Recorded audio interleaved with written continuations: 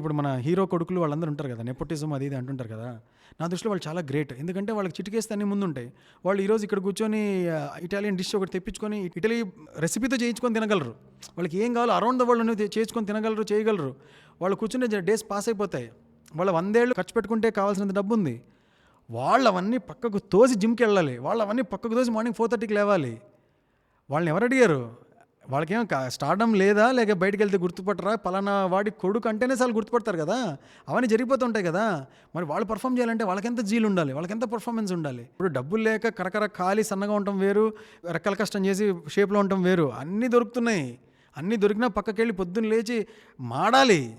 ఇష్టమైనవి ఉప్పు కారం ఏవి తినకూడదు, ఫ్యాట్స్ ఏవి, ఇది సాసులు బర్గర్లు ఇవేవి తినకూడదు. అన్నీ కనబడుతుంటాయి. వాళ్ళకి అన్నీ డిస్పోజల్లో ఉంటాయి. చిటికేస్తే వస్తాయి. కుక్కులు ఇంటికి వచ్చి చేసి వెళ్తారు. తమాషా కాదు. అంత సుఖాలు కానీ సుఖం పెరిగే కొద్దీ కష్టం పర్ఫామ్ చేయటం. వాళ్ళు అన్ని సుఖాల్లో ఉండి కూడా పర్ఫామ్ చేస్తారంటే గ్రేట్ వాళ్ళు.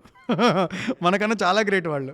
ఇంకా వాళ్ళ మీద ప్రెషర్ ఉంటుంది. అబ్బా మీరు ఆయన కొడుకు కాబట్టి మీకు ఆపర్చునిటీ వచ్చింది అంటారు. సింపుల్గా వాళ్ళకి ఎంత చేసినా అబ్బా మీరు కొడుకు కదా, మీ నాన్న అది కదా కాబట్టి మీకు వచ్చింది, మాకు ఇవ్వమని ఆపర్చునిటీ అంటాం. వాళ్ళు ఎంత చేసినా వాళ్ళకి ఆ ప్రెషర్ కూడా ఉంది. మనల్ని చేస్తే మన మీద ప్రెషరే ఉండదు.